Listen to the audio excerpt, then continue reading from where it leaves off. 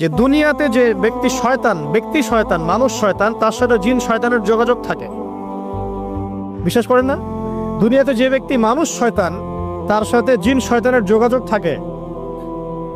একটা হাদিসে এমনও পড়েছিলাম আমরা স্টুডেন্ট লাইফে, আল্লাহ রাব্বুল আলামিন যখন কোন আদেশ নাজিল করেন তখন ফেরেশতারা সেটা নিয়ে ডিসকাস করতে থাকেন আসমানে, এবং জিন জাতি প্রথম আসমানের কিনারা পর্যন্ত পৌঁছে যায় এবং সেখানে গিয়ে কানে শ্রবণ করার চেষ্টা করে কি নিয়ে আলোচনা করা হচ্ছে। যদি কোনো একটা সংবাদ তাদের কান পর্যন্ত চলে আসে, তাদেরকে বিতাড়িত করার জন্য আল্লাহ রাব্বুল আলামিন উল্কাপিণ্ড ছোড়েন। ওখানকার ফেরেশতারা আছেন, তারা অগ্নিশিখা নির্বাপন করেন। সূরা সফফাতের প্রথম দিকে পড়ে দেখবেন। এই জিন দুনিয়াতে যে কবিরাজ বা তান্ত্রিক বা জাদুকরের আন্ডারে আছে, সে এসে তাকে জানিয়ে দেয় এই হতে যাচ্ছে। তখন সেই তান্ত্রিক এই সত্যটার সাথে আরো 100টা মিথ্যা জড়িয়ে জনগণকে বিভ্রান্ত করে। তখন তার কথা ফলে যায়, মানুষ মনে করে যে তান্ত্রিক অনেক বড় কিছু হয়ে গেছে। তো এগুলো সবই ফিতনা। যাই হোক, এই জিনের ব্যাখ্যা কিন্তু আমরা করতে পারছি না বিজ্ঞান দিয়ে। নবী করিম সাল্লাল্লাহু আলাইহি ওয়াসাল্লাম বলেছেন, এক শ্রেণীর স্পেশাল ফেরেশতা আছেন যারা দরুদগুলোকে সংরক্ষণ করেন। আমরা যে কথাগুলো বলছি রেকর্ড হয়ে যাচ্ছে না? আজকে থেকে 100 বছর 200 বছর আগে মানুষ এটা কল্পনা করতে পারতো? আমরা এখন যেখানেই মুভ করছি, সিসি ক্যামেরা, ভিডিও, এটা সেটা, স্যাটেলাইট, এগুলো আছে না? আজকে থেকে 300 বছর আগে মানুষ এগুলো বিশ্বাস করতে পারতো? আজকে থেকে 1000 বছর আগের কোনো মানুষকে বলেন যে স্যাটেলাইট দিয়ে পুরো বিশ্ব নিয়ন্ত্রণ করা যায়, সে বলবে যে পাগল। তার মাথায় ঢুকবেই না স্যাটেলাইট কি জিনিস। সেই একইভাবে আল্লাহ পাকের জ্ঞান হচ্ছে লক্ষ কোটি কোটি বছর আগের, চির নতুন, চির প্রাচীন, চির আধুনিক। এই জ্ঞানের ঊর্ধ্বে কারো জ্ঞান নয়। এই জন্য এখন এগুলো কথা অনেকেই প্রশ্ন তোলে যে ফেরেশতা আবার কি জিনিস, জিন আবার কি, ইসলাম এগুলোতে কেন বিশ্বাস করে? সুবহানাল্লাহ। মানে তাদের বক্তব্য হচ্ছে ল্যাবরেটরিতে যেটা প্রমাণ করা যাবে না সেটার অস্তিত্ব নাই। প্রত্যেকটা বস্তুকে হয় কঠিন হতে হবে, না হলে তরল, না হলে বায়বীয়, এর বাইরে কিছু নাই। আসলে কি তাই? তো সবকিছুকে বিজ্ঞান দিয়ে ব্যাখ্যা করতে হবে জরুরি না। এর ঊর্ধ্বে অনেক কিছু আছে। এর জ্ঞান, এর শেষ সীমা থেকে আল্লাহ পাকের জ্ঞান শুরু হয়। অতএব এটাকেই চূড়ান্ত জ্ঞানের মানদণ্ড মনে করার কোনো কারণ নাই। আমাদের মধ্যে একটা শিরকি আকীদা ঢুকে গেছে এখন।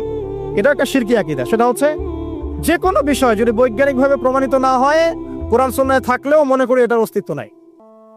এটা আমাদের সাইকোলজিক্যাল সমস্যা। এখন এই জেনারেশনের বেশি সমস্যা, কারণ তারা পড়াশোনা করতে করতে মনে করছে সবকিছুকেই বিজ্ঞান দিয়ে প্রমাণ করতে হবে। তুমি তো তোমার আত্মাকেই প্রমাণ করতে পারবে না। একটা মানুষ হাঁটছে রাস্তা দিয়ে, পড়ে গেল, ডেড। এরকম হচ্ছে না? তাহলে কি এমন ছিল তার দেহের মধ্যে, বের হয়ে চলে গেল সে ডেড? বলবে হৃদযন্ত্রের ক্রিয়া বন্ধ হয়ে মারা গেছে। তো ক্রিয়াটা বন্ধ হলো কিভাবে? কে হুকুম করলো? কার আদেশে বন্ধ হলো? কে নিয়ে গেল রূহটা, আত্মাটা? তো এগুলো তো ব্যাখ্যা করতে পারবে না। সো এই কনসেপ্ট থেকে বের হয়ে আসতে হবে যে প্রত্যেকটা বিষয় বিজ্ঞান দিয়ে প্রমাণ হলে পরেই বিশ্বাস করবো, না হলে করবো না। এটা ঠিক নয়। কোরআন এবং সুন্নাহয় যা আছে এটা চূড়ান্ত। এর বাইরে যা আছে এটা যদি কোরআন সুন্নাহর সাথে মিলে যায় আমরা গ্রহণ করব, কোনো সমস্যা নেই।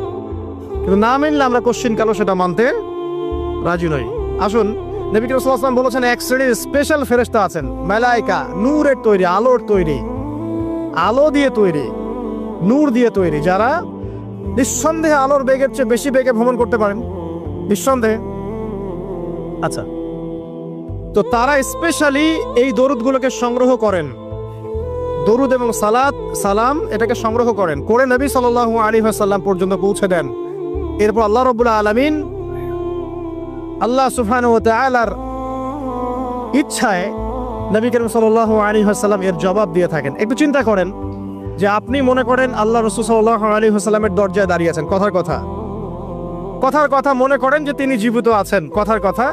আপনি তার বাড়ি চেনেন, তার বাসায় গেলেন, গিয়ে নক করলেন, গিয়ে নক করে বললেন আসসালামু আলাইকুম। এবার নবী সাল্লাল্লাহু আলাইহি ওয়াসাল্লাম ভিতর থেকে আপনাকে বললেন, কথার কথা ধরে নেন, যে ওয়া আলাইকুম আসসালাম। এর অর্থ কি? ওয়া আলাইকুম আসসালাম অর্থ কি? আপনার উপরেও শান্তি বর্ষিত হোক। আচ্ছা, আবার মনে করেন আপনি বাসার ভিতরে আছেন, আপনার বাসায় নবীজি এসেছেন সাল্লাল্লাহু আলাইহি ওয়াসাল্লাম, কথার কথা। এবার তিনি আপনার দরজায় নক করছেন, নক করে বলছেন আসসালামু আলাইক, তোমার উপর শান্তি বর্ষিত হোক। তো তো নবী সাল্লাল্লাহু আলাইহি ওয়াসাল্লামের এই যে দোয়া, তোমার উপরে শান্তি বর্ষিত হোক, এটা যে যত বেশি পাবে তার জীবনটা তত সুন্দর হবে না? অতএব যে ব্যক্তি যত বেশি দরুদ পাঠ করবে, যত বেশি সালাত প্রদান করবে নবী সাল্লাল্লাহু আলাইহি ওয়াসাল্লামকে, ইনশাআল্লাহ তাআলা সে সচ্ছল হবে, টেনশন ফ্রি থাকবে, সুখে শান্তিতে পৃথিবীতে বসবাস করবে ইনশাআল্লাহ। আর সুখ বলতে আমি শুধুমাত্র চাকচিক্য বোঝাচ্ছি না, বাড়ি গাড়ি স্ট্যাটাস বোঝাচ্ছি না। সুখী হওয়ার জন্য টাকা যথেষ্ট না। অনেক সময় দেখবেন কোটিপতি মানুষ সুখী নয়, একজন ভ্যান চালক সুখী। সুখ টাকা দিয়ে কেনা যায়? সুখ বলতে মনের সুখকে বোঝানো হচ্ছে। আল্লাহ পাক আমাদেরকে বোঝার তৌফিক দান করুন।